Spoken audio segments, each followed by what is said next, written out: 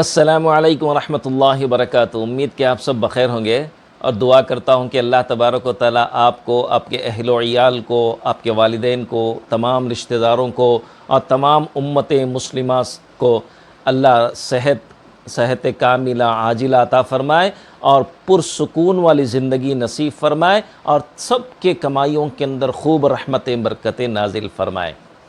مثالی خواتین کے 3 صفات بیان کرنے جا رہا ہوں۔ ان باتوں کو اپنے عورتوں کو سنائیں اور دوسروں سے شیئر ضرور کریں اور اپنے رشتہ داروں اور دوستوں کو کہیں کہ ہمارے اس اسلامک چینل کو سبسکرائب ضرور کریں۔ ویڈیو اچھی لگے تو لائک ضرور کریں اور دوسروں میں ضرور پہنچائیں۔ انشاءاللہ آپ کو بھی اس کا اجر ملے گا، ثواب ملے گا۔ موجودہ دور میں ہر قسم، خواہ وہ کسی بھی شعبے زندگی سے تعلق رکھتا ہو، مرد ہو یا عورت، اپنے کردار پر مطمئن ہے۔ وہ اپنے کردار کو مثالی کردار اور اپنے اعمال کو مثالی عمل اور اپنے آپ کو مثالی مسلمان تصور کرتا ہے۔ لیکن کوئی بھی مسلمان اسی وقت ہی مثالی ہو سکتا ہے جب وہ اللہ اور اس کے رسول کی نظر میں بھی مثالی ہو۔ صرف اپنے خیال سے یا 2-4 افراد کے کہہ دینے سے خود مثالی تصور کرنا بجا نہیں ہے۔ جیسے ایک مرتبہ کسی بادشاہ نے ایک حجام کی تعریف کر دی کہ اس کو بہت عمدہ حجامت بنانی آتی ہے۔ جب حجام کی بیوی کو پتہ چلا کہ بادشاہ نے میرے شوہر کی حجامت پر تعریف کی ہے تو اس کو کوئی خوشی نہ ہوئی۔ وہ کہنے لگی کہ بات تو جب تھی کہ جب 2-4 حجام مل کر یہ تعریف کرتے، اس لیے کہ بادشاہ اس فن سے واقف نہیں، اسے کیا معلوم کہ حجامت کیسی ہوتی ہے۔ فن کی باریکی تو صاحب فن ہی سمجھ سکتا ہے۔ جیسے کسی مصور نے تصویر بنائی کہ جیسے پرندے ٹہنی پر بیٹھا ہے اور پھر دیگر مصوروں کو بلوا کر پوچھا کہ میرے فن کی غلطی نکالیں، تو کوئی بھی اس کی کمزوری اور غلطی نہ پکڑ سکا۔ سب نے ہی اس کے فن کو سراہا، لیکن ایک بوڑھا مصور کہنے لگا کہ اس تصویر میں غلطی یہ ہے کہ ٹہنی جھکی ہوئی نہیں، کیونکہ جب پرندہ ٹہنی پر بیٹھتا ہے تو وہ کچھ جھک جاتی ہے۔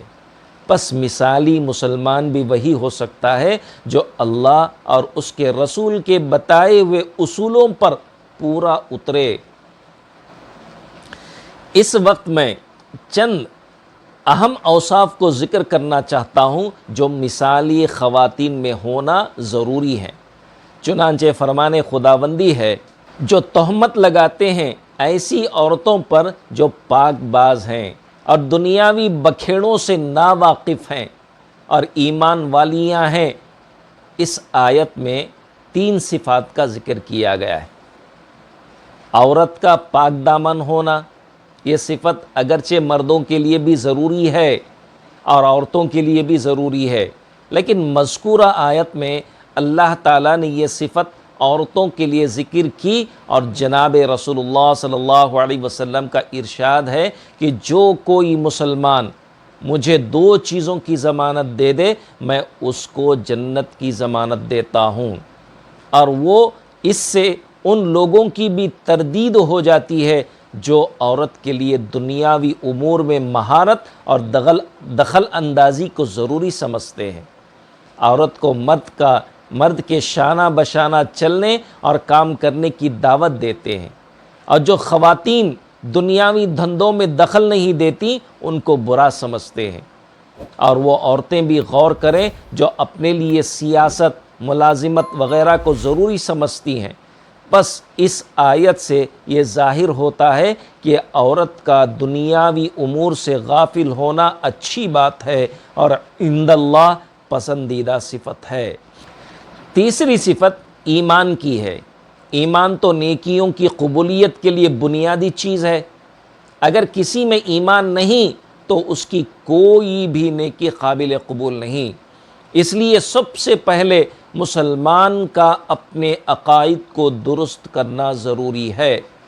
چنانچہ عقائد کی تفصیلات دینی کتابوں میں دیکھ لینی چاہیے، جیسا کہ بہشتی زیور وغیرہ، کہ خدا نہ خواستہ اگر عقیدے میں تھوڑی سی بھی گڑبڑ ہوئی تو نہ نماز کام آئے گی، نہ روزہ، نہ حج، نہ زکوٰۃ اور دیگر عبادات نہ کام آئیں گی۔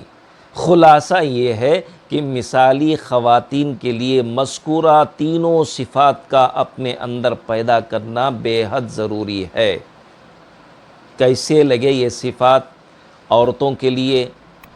آپ ضرور اس کے متعلق ایک کمنٹ کیجئے اور لائک کیجئے ویڈیو کو، اچھی لگی ہو تو، اور دوسروں میں شیئر کریں اور ہمارے اس چینل کو سبسکرائب ضرور کریں۔ جزاک اللہ خیر۔